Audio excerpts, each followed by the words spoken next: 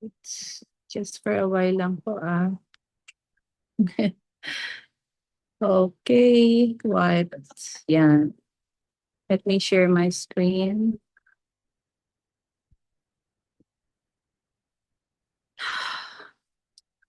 Bago yung gadget ko kasi yung aking laptop hindi masyadong maganda ang sound eh. Kaya ano, I have to use another gadget. Ah, let me ask first, ha? Wait a minute lang po. For us for this morning is Power in the Dark. Grabe ano yung title. Ito yung binigay ni Holy Spirit na title eh, Power in the Dark. And this is anchored on the on the verse of the Gospel of Matthew, chapter 10, verse 27. And it says here, what I tell you in the dark, speak in the daylight. What is whispered in your ear, proclaim from the roofs. Yan. So according to this reading, our Lord is constantly taking us into the dark to tell us something. Tama po yun, ano, di ba? So, to tell us something, in order to tell us something. Kasi kapag ka lahat ng ating mga nakikita around us would be just, pertaining to what is temporary, what is about the world, ito ay darkness, no? But there is a kind of darkness where God, sends us, no? Dinadala niya tayo dito sa dark na ito, sa darkness na to, para doon niya tayo i-meet. Okay? So He can meet us and He will always meet us in whatever situation of darkness. Sasamahan tayo ng Diyos, no? Yun ang ibig sabihin doon. God will go with us into this darkness. It may be darkness of our home when we lose someone, no, where bereavement has drawn the blinds, meaning to say when there is death in the family. And then there is also darkness of a lonely and desolate life. Yung may mga some people kasi na they choose to live alone and of course without families with them, yung parang nagiging mga mates, no? So that is what we call desolate life. And for them, from time to time, they will see it as darkness. And then, isang bagay din in which some illness has cut us off from the light and the activity of life. So, di ba, totoo yan, ano, kapag tayo ay nagkaroon ng mga serious illnesses that would, of course, bind us sa mga beds natin, di ba? So, ang lungkot naman, di ba? So, yung ordinary activity of what we do, hindi na natin magawa. So, yun, ano, parang merong cutting off, no? From the light. Or maybe, darkness of some crushing sorrow and disappointment. Unanswered prayers, yung ating mga hinihingi at hinihiling sa Diyos na hindi pa dumating-dating, na nagka-cloud na ng ating spiritual eyes, no, ng ating spiritual ears na hindi na natin sometimes marinig, na nagsasalita na pala ang Panginoon at may sagot na pala siya sa ating mga request. Hindi natin naririnig, hindi natin nakikita kasi clouded na ng world's darkness yung ating situation. Pero it is there. There. Ano ibig sabihin ng there? In darkness, no? It is there in darkness that He tells us His secrets. Great and wonderful, eternal and infinite. As a segue, alam natin na napaka-powerful ng Psalm 139, di ba? Ano sinasabi doon sa Psalm 139? In secret, in dark secret, have I formed you. Okay, wonderfully made you. O, di ba? So doon na lang sa verse na yon, dun lang sa ano, sa chapter na yon ng Psalm 139, makikita natin there is creativity in darkness, no? Doon niya actually finorm ang bawat isa sa atin. Diba? So there is something really wonderful, eternal, something that is guaranteed, no? Na maglalapit sa atin sa Diyos, dun sa dako na tinatawag nating darkness. Kaya nga siguro ang ibinigay sa akin ni Lord na title dito is Power in the Dark. There is power in the dark. Why? Because God is there. God is where that is where God meets us in the very situation that we have. Hindi niya tayo inaalis doon sa lugar na yun. Kasi from that situation, He dispels darkness and He lets the light come in. Di ba ang ganda, no? Hindi niya tayo minumove from darkness to light. No, He comes in our darkness and what He does is to wipe out that darkness and instead dalhin, ibaba yung light, no? Yung light sa atin. Wow, wonderful, right? So He causes our eyes to be blinded by the glare of the things of the earth, to behold the heavenly constellations.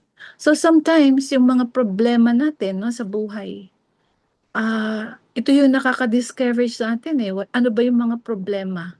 Mga unanswered prayers, mga problema sa trabaho, merong mga disappointments, halimbawa sa wala kang ma-receive na promotion, do sa mga naghihintay ng promotion, or yung tipong wala kang magawa regarding a situation like, financial brokenness or sickness or illness na seems to be taking our joy and our peace and our very life. Okay? But listen, no? Our ears, whenever our ears are, our ears suddenly detect even the whisper of His voice. Doon natin naririnig, which has been so often drowned out by the turmoil of earth's loud cries. Totoo ito eh, no? So itong situation na ito, ilang beses ko na itong na-experience, no? Na He would speak, no? Even in different whispers, in different manners, even in sounds of trumpets. I heard God speak one time when we were about to begin the head year with fast, prayer and fast. Kasi lagi kaming nagpe-prayer and fast at the beginning of the year. So head year, meron kaming January na prayer and fast. And then mid-year, meron din. And He would speak, no? He would speak not initially sa voice niya, kundi sound, no? I heard the shofar sound. And when I asked the Lord, ano po ba ito, Lord? Kasi mukhang shofar ko yung narinig ko sa tenga ko eh. Ang lakas ng sound. Dalawang napakalakas na blast na narinig ko. And after that, si Lord nag-speak. Sabi niya, declare prayer and fast. Ang bilis ng sagot ko. Kailan po, Lord? Ang bilis din ng sagot ni Lord. January 1, 2, and 3. Alam mo yon, parang talaga may direct conversation with God. And not knowing that particular year na nag-blast yung shofar sa ear ko just to remind me na kailangan talagang mag-prayer and fast was 2019. And 2020, COVID broke out worldwide, no? Yun. Yun pala yung purpose nun, no? Sabi ng Lord nga eh, continue to pray, pray. Ang nakikita ko talaga is pray, pray, pray because something is coming. At ito rin yung narinig. Bago ako, yung apo ko na I think she was just about 10 or 9 years old that time. She was attending the Prophetic Kids Summit with Pastor Mina. And when Pastor Mina was activating their spiritual gifts, my granddaughter, yung apo kong uh, isa sa mga talagang prophetic na bata ito, no? um, she prayed in tongues. She's, nag-tongues siya. And after that, yung tongues niya inexplain ng Holy Spirit sa kanya. And when Pastor Mina asked her, ano ang message na ibinigay sa iyo ng Lord? Sabi niya, the Lord wants us to pray harder this year, this coming year, because something is coming up. So, hindi na in-specify nung apo ko kung ano yung something is coming up. But, yun yung nandun yung warning nandun yung precaution. Pray and pray harder because this year would be different. Something is coming up. And true enough, pagdating ng Marso, nagkaroon ng COVID. And of course, we know that COVID, no, claimed a lot of lives, no, worldwide. And it really, distorted everything around us, including the economy. So ayun yung whispers, no, in the dark. Wow, I like it, no? So yet these revelations always come with corresponding responsibility. Sabi niya, what I tell you, speak in the daylight, proclaim from the roofs. So we are not to linger in the darkness or to stay in the closet. Hindi yon ang solusyon.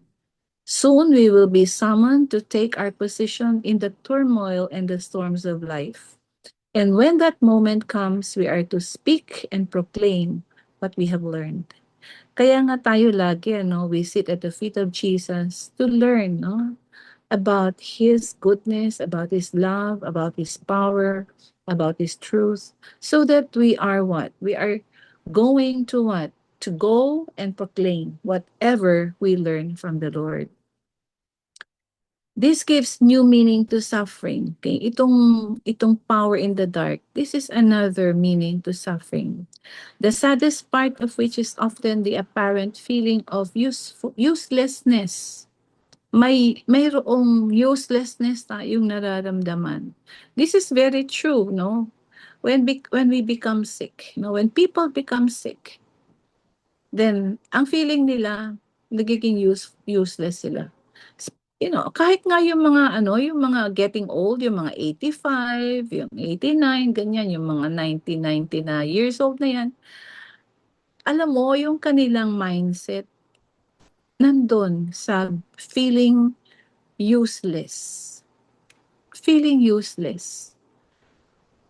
Pero I remember also if, you still remember Pastor Mimi Damian of LGI. Sino po bang nakakakilala sa atin kay Pastor Mimi Damian?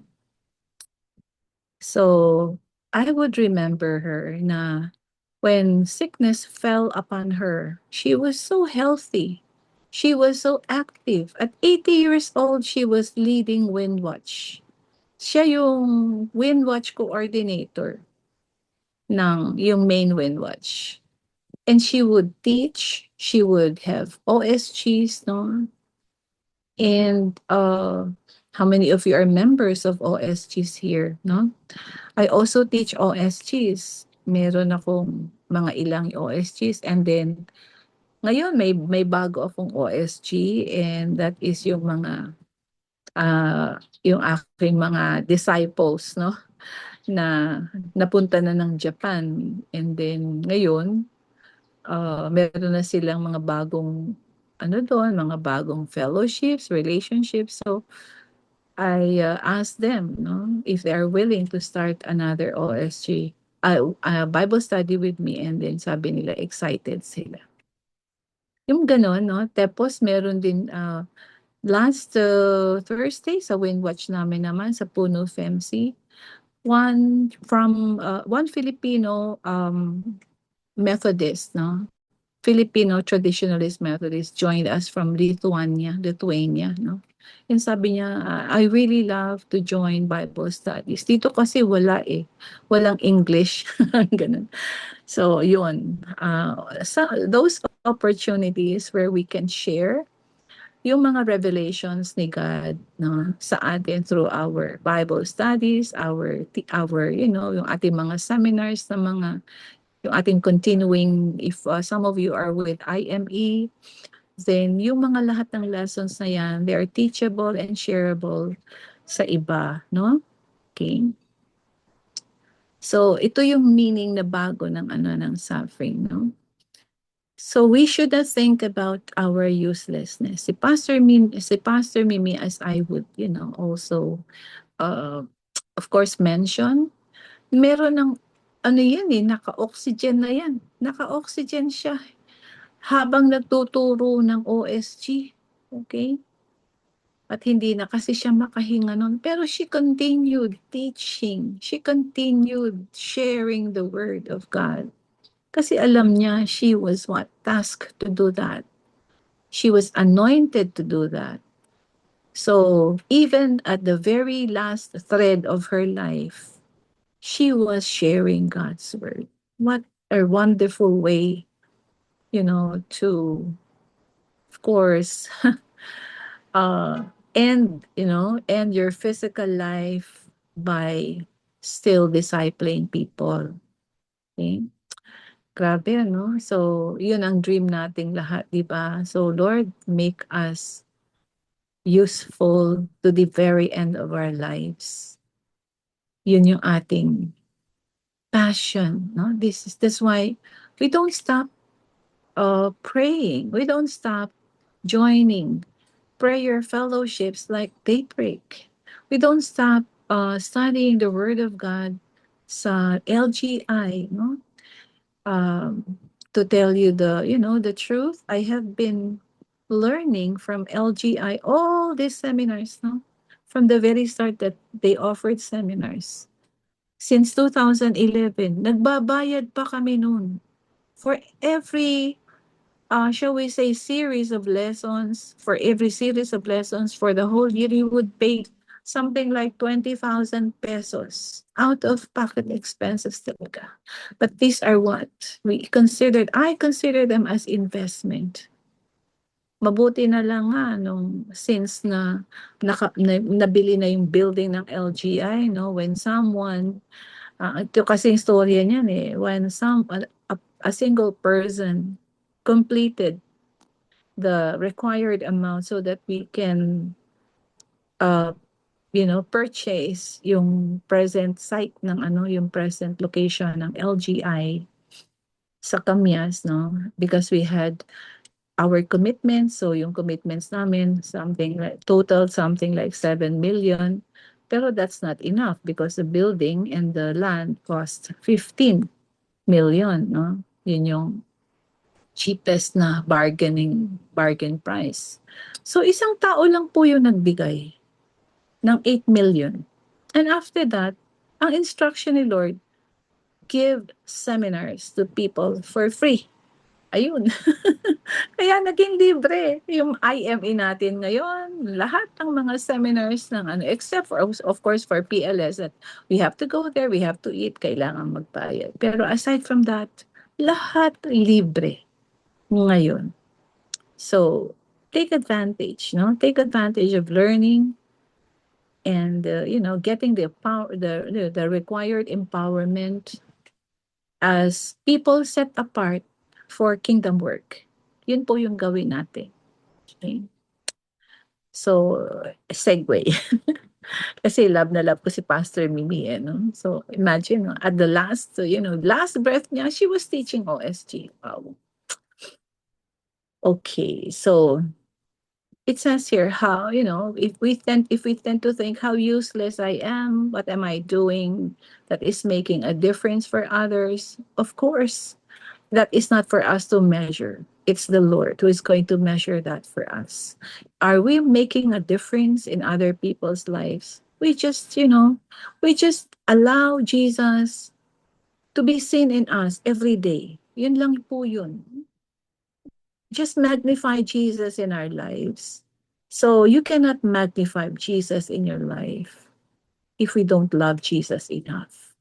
So the first thing we have to do is to really love him, establish an intimate relationship with him. And that's all.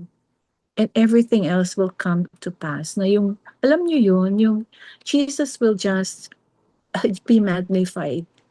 Because yung character ni Jesus, nasa sa atin na yun eh. Yung nature ni Jesus, nasa sa atin na yun. We are set apart. So, Jesus would just manifest. Amen? It says here, why is the expensive perfume of my soul being wasted?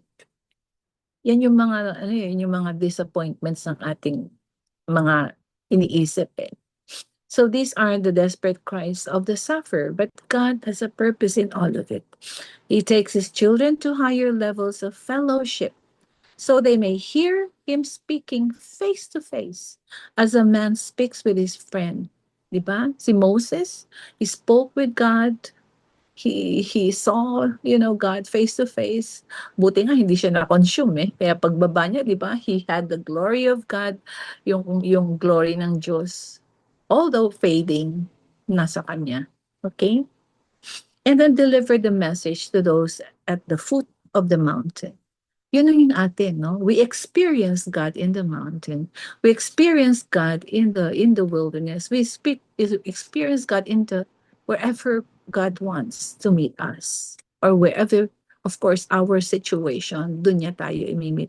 And then after that, we deliver the message to those who need his message. Where the 40 days of Moses spent on the mountain wasted? They were never wasted. What about the time Elijah spent at Mount Horeb or the years Paul spent in Arabia? Okay, Arabia, Gentile, right? A Gentile land. Pero lahat ng mga ito may kabuluhan, di ba? Paul will not be sent to the Gentiles had he not had this Arabia experience. There is no shortcut to a life of faith. Naniniwala po ako dito.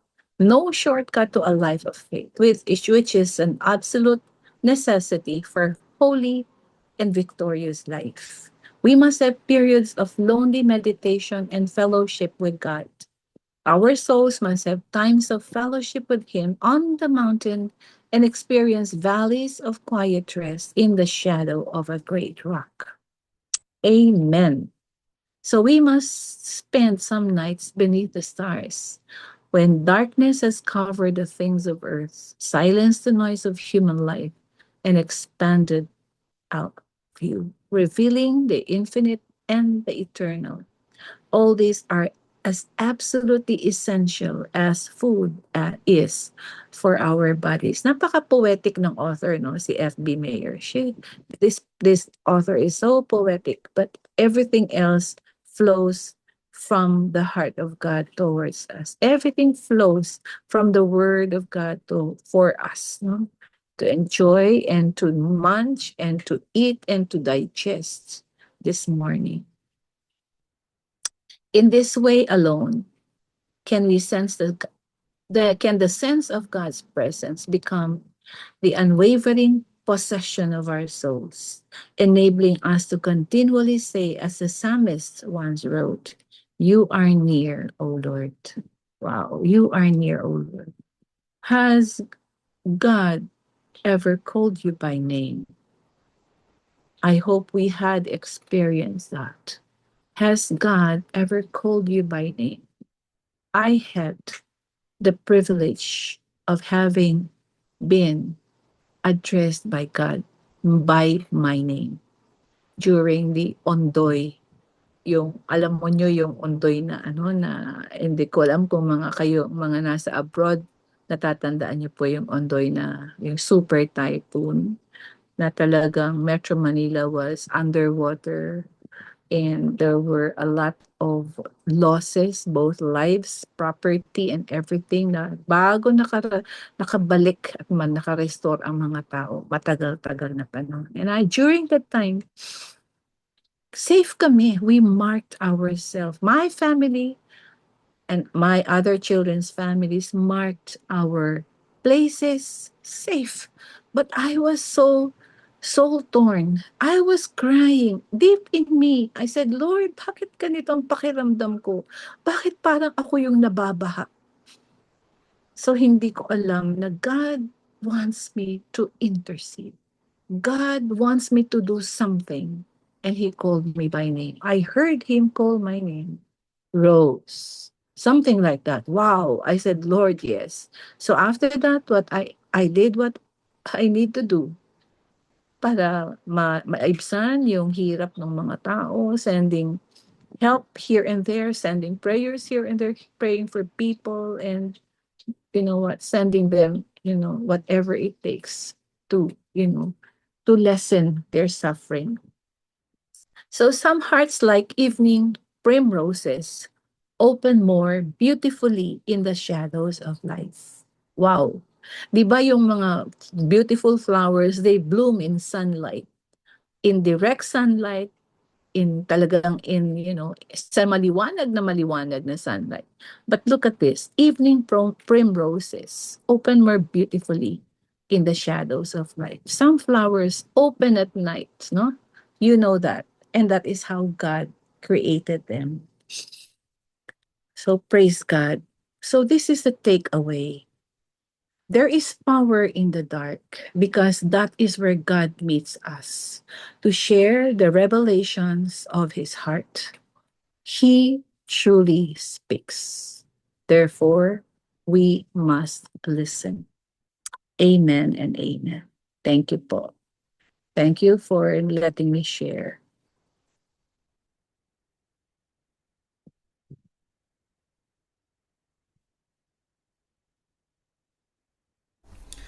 Praise be to God. Indeed, there is a power in the dark. And that darkness will be scattered by the blood of our Lord Jesus Christ. Indeed, the power of the darkness will be shine in our life because of our faith, belief. Kasi doon po tayo talaga inuhubog, tinuturuan ng Diyos kung paano tayo manalangin, kung paano tayo magpuri sa ating pong Panginoon. So, praise be to God at marami pong salamat, Pastor Rose, sa inyo pong sa sharing sa oras pong ito. Sino po ang nais pong magpatotoo bago po tayo pumunta sa ating pong prayer ministry? And today is Saturday. And we know every Saturday we pray for sa ating pong school, sa ating pong education. Saan man pong sulok po tayo sa mundong naroroon. Yun ang ating pong pinagpipray. Meron po ba? Sige. Kung wala po, pwede ko pong mag-a-assign na po ako kung sino po yung magpipray today for our prayer leaders. 1, for our prayer for education. Can I ask for Pastor Jeneline to lead us? Ay, bakit wala? Wait lang po ha. Okay po. Sorry. Thank you. Ayan, ako lang po muna to. Nagamit, Lord God. Thank you, Lord. Thank you, Maraming Lord. bagay, Panginoon. Using you you. continue Maraming to ministry, bless her, Panginoon, na favor her, kaloob po sa kanya, Lord God. and Thank you. Po na yung so Panginoon. that she can continue to Patuloy na be a blessing Amen to and her amen. family, to kalakasan, her buhay, students, Panginoon, at to her church, wisdom, to Lord, her community, and to the Lord nation God. as a whole, Lord Panginoon, God. pang blessing niya I sa kanya pray at ang that po you na kanya watch mga mahal over sa her buhay, comings and Panginoon, Lord Souls Others na po, and ang Yes, bless her, Panginoon, Lord. Lord Lord God, God, we pray, Spirit, O Jesus. set Lord, their her na loved hearts, O Lord, ones, bless bring ka, them keep back Panginoon, to her na peace. from illnesses and proteksyonan, Lord diseases, God, sa Lord lahat God. ng mga Lord, you diseases, also Lord have God. great Um, heaven At in ay heaven. just patuloy niyo po continue siya Lord, to Lord, i-empower, bless Lord witnessful God, her ng iyong and witnesses of your protect makapangyarihang her, truth, Lord Espiritu, of God, your Lord power, God, and of and your at ang love. iyong kamay, Panginoon, and In good this that pagpapalain follow sa her loob all niyo, the generation, Lord days God. of God, her life. In In Jesus' Jesus' of name we mighty pray. materialism, Amen. Amen. secularism, and all these things. Thank you, Jesus. Thank you for everything that you've given us. Thank you, Jesus. So, Lord, thank you. Our hearts are overwhelmed by your presence. Even, Lord, in this platform, in this digital platform where we can praise you, we can thank you, we can hear your word, we can bring our petitions to your heavenly throne of grace, mercy, and love.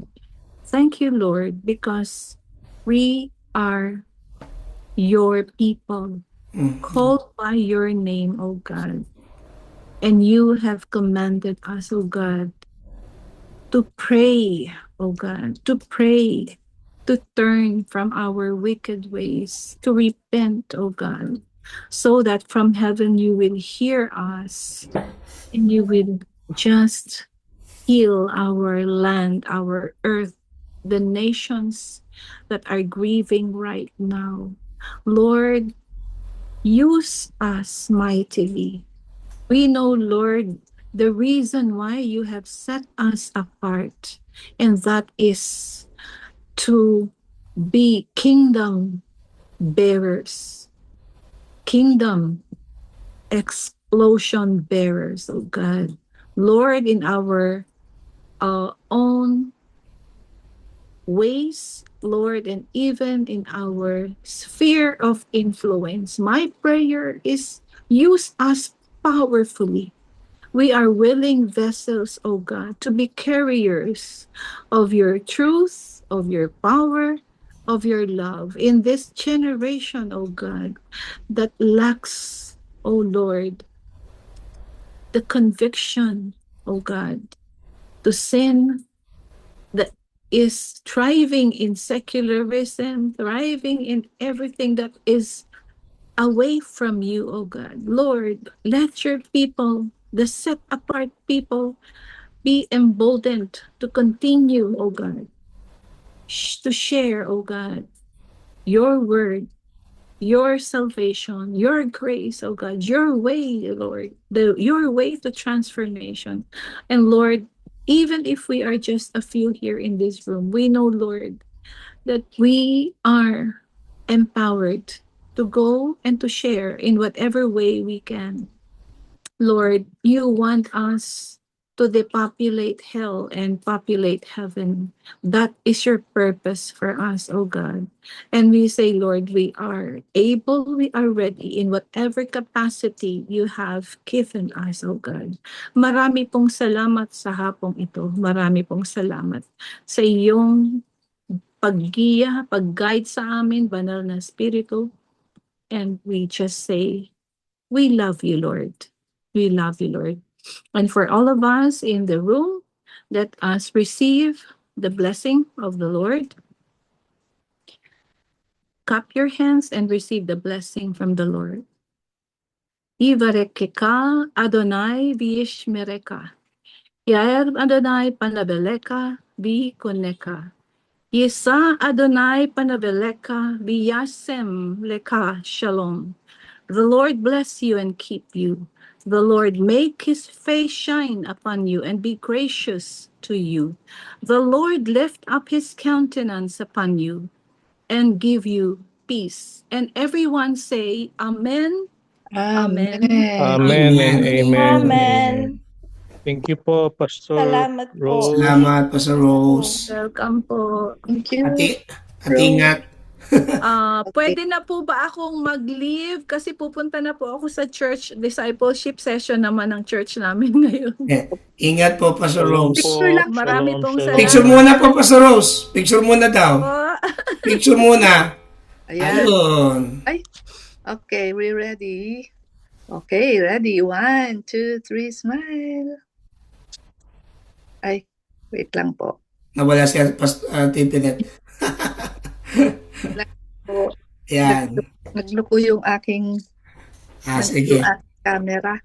Ayan, ulit. Okay, ready. Ito na po talaga. 1, 2, 3, smile. Yun. Salamat po. Po. God bless. Shalom. And then, So, Ingat. God bless po. I'm going, Pastor permission. Rose, thank you. I'm Pastor going to leave na. Sige Salamat po. po. Salamat po, Pastor Rose. So, Yes tomorrow po. po, ang magli-lead ay si Ate Rona po ang magli-lead po tomorrow. And then Pastor Joanne on 13 and 14 po si Sister Elijah. 15, Pastor Paul. So, yun lamang po ang ating pong mga announcement. God bless us all. Shalom. Ingat. Nasa akin na yung PowerPoint nyo pa, Ate Rona. Thank you po. Okay, God bless. Shalom. Shalom.